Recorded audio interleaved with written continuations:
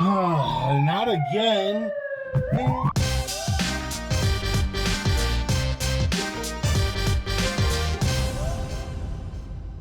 In this video, I want to tell you what I do in the event of a pullover. As you know, it has happened several times. Before I get into the content of this video, I just want to let you know that I'm not an anti-cop and I'm not an auditor. I'm just a van life / homesteader that's trying to live my life in a free, peaceful way. The number one thing to do when you're getting pulled over happens long before the pullover ever took place. It takes preparation. You want to have your car ready for your pullover long before you get on the road. You need to think about it ahead of time and get some cameras running in your car so that when the pullover happens, you are covered. You don't have to worry about recording and setting up your phone real quick or grabbing a camera and trying to set it up. It can cause you to have a traffic violation. So you definitely want your camera running and ready when you're driving your car, even when there's no police around at all. I'll show you around the inside of the 67 Honda Bug. We're inside of it right now. I'm doing the video inside the cars because today is a very windy day. But let me show you what I have on the dashboard. You may think it's a little crazy, but I think it really pays off to have this kind of protection and coverage. So this is the dashboard of the Honda Bug. It looks like a lot of equipment because it is a lot of equipment. Right here is a backup camera that has a DVR in it. It's recording right now, and the camera to it is right here. The HaloView backup camera is always running, and I have it inside the car as a dash cam for the passenger area. If I was to get pulled over, I have it tilted so you can see out the window a little bit, and if a police officer is going to approach me from this side, it's going to cover them a little bit as well, and including like some sort of bad situation like an intruder or a like a carjacking or something like that was to happen. I have it on this backup camera. In here in the middle is a cheap little Crosstour dash cam. This is about the cheapest thing you can get. I believe it's $60 on Amazon, and it really sucks, but it's not that bad. It does record video. It records inside. Up here you can see, if I click on this, it has the outside view, which is showing out the windshield, and if I click on it again, it will show me the passenger area, so it covers me. I can tilt it and face it out the window of the car, wherever the action's at. This thing is always on, it's always running, and I use it all the time.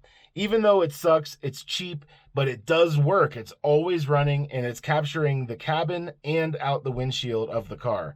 So I highly recommend that you get a dash cam of this type, something cheap, something that just works, and have that running in your car all the time. Over here, I have a mount for my phone.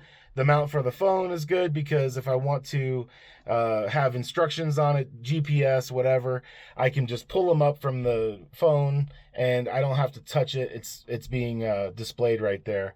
Then I also have what I call an old man GPS. This is a Garmin. It's pretty awesome because you don't need signal to use it. If I'm lost out way back out in the middle of the woods or something, I can always pull up a map and kind of see the direction I'm going and see if I'm heading in the right location. But this is my setup for the Honda Bug right now. I'm going to be taking a lot of this equipment out. I'm going to be moving this backup camera over to the school bus and wiring in. It'll have two cameras. It'll have this battery powered one, which doesn't have a long lifespan, so I'll use it on the dashboard or going out the windshield. And then I'll have a wired camera that goes to the back of the bus so I can see what I'm doing when I'm backing up. I run all of this kind of equipment all the time in whatever car I'm driving. It's a great protection to have in place. Just in case a pullover was to happen, you always want your own record of the pullover, not their body cam, not their dash cam footage. You want your own recording. So like I said, the number one thing to do when you're gonna get pulled over happens long before the pullover. You want to be prepared with recording devices to cover your own butt. Let's switch vehicles and go hop in something else I got. This is our new Bluebird school bus build. We're working on it right now, and I just wanted to show you one of the things that I have right up here. This is a Reolink camera. faces out the windshield, and it records everything that's happening out the windshield in the front of the bus. It's a security system, and it is a dash cam for when I'm on the road. So this is what I look like when I'm driving the school bus. In the school bus, we have not moved it in several months because we're building it and we're living in it on our property right now. But when we do, I'm going to be covered. I have a camera that's over there. It's a 180-degree view, so it has a widescreen view of everything going out the windshield. And then right up here, I have another camera that's facing in the cabin area of the bus that covers everything on the inside. Let me just show you what this looks like. It's right up here. That is the Reolink Duo 2. This is a internet camera. I have it wired to a router so that I always have connectivity to it, and I can just check on this camera anywhere I'm at. That's what I'm saying about being prepared when you're gonna get pulled over. Do this way ahead of time. Make sure you have cameras and it's recording all the activity that's happening while you're driving. Even though I've been pulled over several times and I've had it on my YouTube channel, I am in no way a professional. I don't know really my rights that well. I need to do way more research, and I need to learn how to deal with these situations. But I think I've been doing okay so far on how I deal with them. And there's many different ways you can go about it. So the number 2 thing when you get pulled over is your demeanor and how you're going to interact with the cops. Now, there are many ways to go with this. My entire life, I've always taken the nice, friendly approach. I talk to them, I laugh and I smile, and I don't get all that nervous because my goal had always been to talk my way out of a ticket. Of course, I know how to talk my way out of a ticket. I've done it many times in the past, but that usually doesn't mean that the cop stops there. They usually keep pushing the issue and want to search your rig, and it's just, I'm kind of done playing that game. So that's why you'll see this progression in my videos. If you watch from the first one to my last one, my demeanor has changed quite a bit.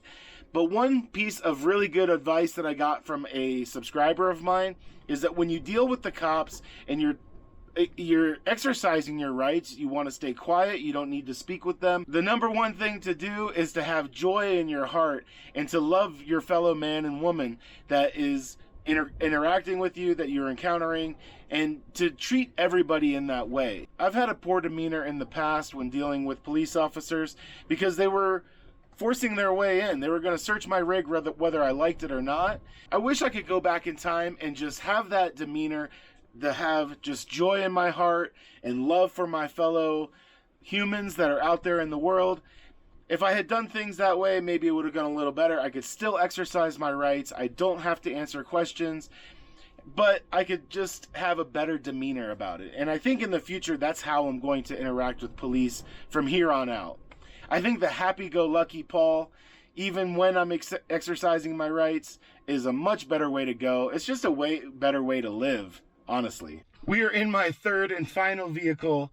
Actually, I do have a couple more. But anyways, those are project vehicles that don't work and don't run.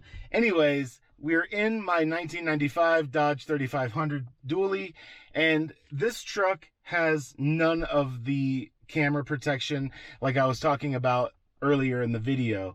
The only thing that it does have is this camera cell phone mount right here.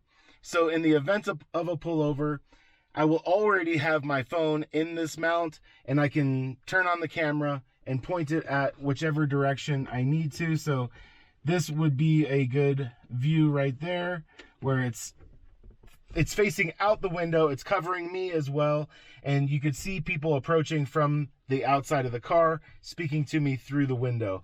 I can angle this any way I want, and you know, most people that are driving just normally, they don't want to think about an encounter with the police all the time, so they're not going to have their vehicle rigged up with all sorts of camera equipment like I do. This might be a good solution for you, but I would recommend to at least have a camera mount ready so that you can pop your phone into it and record on the fly, you know, just in case something was to happen. The third thing I want to talk about is your right to remain silent. The right to remain silent is a right that every one of us have. We are not obligated to say a single word to a police officer in the event of a pullover. If you get pulled over, you can roll your window down enough to talk to the police. You don't have to open the door. You don't have to roll down your window fully, as long as you can communicate with them and you can give them your documents without saying a word, your driver's license, your insurance, and your registration. Hand that through the window, and you don't have to say a single word to the police officer. If you want to, you can say, I'm invoking my right to remain silent, and I do not wish to say anything. You can say little things like that, but that does set police officers off in a lot of cases. They don't like it when you're completely silent. So that might not be the best approach when dealing with a police officer, but you're certainly within your rights to do it. It's been a little bit scary in recent years about what's happening with police officers, but there is accountability coming. With so many people and cell phone cameras, they are just everywhere. So it's hard to do something that is out of line, against the law, illegal, or at least not within their police oath that they took. It's really hard to do something without it being caught on camera by a regular citizen. It happens all the time. That's really what I'm all about, is just accountability for the police. They work for us. We pay their bills. We put taxes into the system, and they are here for public safety. There's no other way about it. The police are here to protect us. So that's really all I want, is accountability from the police. They're upholding their oath to the Constitution, and they're just protecting people's rights, not violating them. I really look like a dark, shadowy figure right here, but pretty soon we're going to be taking this bus on the road and doing some more traveling, because we're part-time homesteaders, part-time bus life, van life, people, travelers, nomads. So it's hard to get that out of your blood, but I will be ready with camera systems in the bus, and I'll be making sure that I abide by all the legal rules of the road. My goal from here on out is to never be pulled over by the police ever again. I don't start these encounters. I simply record when they happen, and I just protect myself, and I try to stand up for our constitutional rights. I wish I had more to tell you. I wish I had a jail-free card that I could tell you can use to get out of police encounters and pullovers, but I don't have one. I'm not that knowledgeable about it. I have learned a little bit, and I just try to get through these situations as quickly as I can and keep my freedom and my life and my liberty intact. We're going to be going on the road here in a month or two. We don't really have a plan. We don't know where we're going. We don't have everything figured out yet. Maybe go to California, maybe Nevada. I don't know. We're just going to travel around in our new school bus, the new build. It's looking awesome. Yeah, I love it. I got a lot of work to do on it. But I just wanted to throw up a video real quick to tell you the first couple things that I do in the event of a pullover. Number one, get those cameras in place long before you get on the road. A great setup to have is a dash cam that is always mounted, always recording, but then also have a GoPro or an action camera that's mounted on your dashboard. It'll give you a way better picture than any dash cam will. A little secret about dash cams is that they all suck.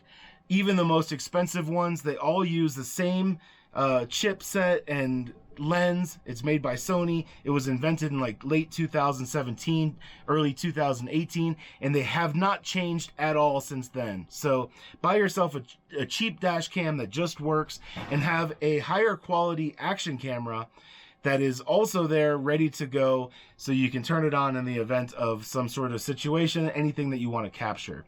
I think, to me, that's the best setup, is to have a dash cam and action camera. Dash cam running all the time, action camera only when needed, or if you want to just film a beautiful drive like I do all the time. That's actually how my first pullover was captured. I was filming a time lapse from Florida to Arizona in less than 3 days. I was driving nonstop the whole way, and I recorded every leg of the journey. And as soon as I hit the Arizona line, I got pulled over by DOT for not having mud flaps. They really wanted to see if I was doing commercial business and check my truck out and stuff like that. But I had a time lapse going, so I was able to switch into video mode and record the interaction because I had a dash cam up there. It was my first time doing it, and I'm glad I did. So the number one thing, have a camera ready, record police encounters. Number two is your demeanor.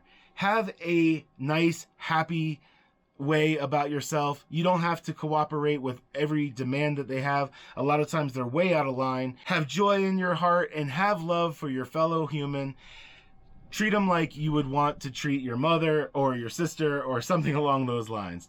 Just do your best to keep a happy, joyful outlook and have love in your heart for that person that you're encountering. And number 3 is your right to remain silent. You don't have to say a single word. I don't find that to be the most effective method to deal with police officers in these situations. Usually you can kill them with kindness, get out of a ticket, things like that. But I also want to protect my rights. I don't want my rights being violated. I don't want my vehicle being searched for no reason. You can exercise your right to remain silent without being a jerk about it. So that's the approach that I'm going to try to take from now on. I'm going to try to keep a very happy-go-lucky demeanor, but also try to protect our constitutional rights and not have them trampled on by some rogue officer, because it happens. I want to thank you for watching this video. Like I said, I wish I had better advice to give you, but I'm just not that knowledgeable about our rights and what to do in the event of a pullover, and I'm not going to tell you exactly what to do because there's many ways that you can handle it. You don't have to stick to your guns and not say a word. You can very politely interact with the police officer and make it go a little bit easier than it would if you were just full on, hardcore, not saying a word. Thank you for watching this video. If you have an encounter that you would like to let me know about, I would love to see it in the comments. If you have any questions about my interactions or the advice that I've given, leave me a comment below. I'll try to answer every single one of them. Have a cop-free day. Thank you guys. I'll check you out in another video right down the road. The last little thing I want to say about this video is that all the products that I mentioned, I will put links in the description of this video. So if you want to get yourself a cheap dash cam, an action camera, a backup camera system, or a security camera, check the link in the description of this video and I'll put all of them there. They're good products, they're affordable, and they just work. I have been using them for years, most of them, and they're definitely ones I recommend. It's definitely better to have than nothing.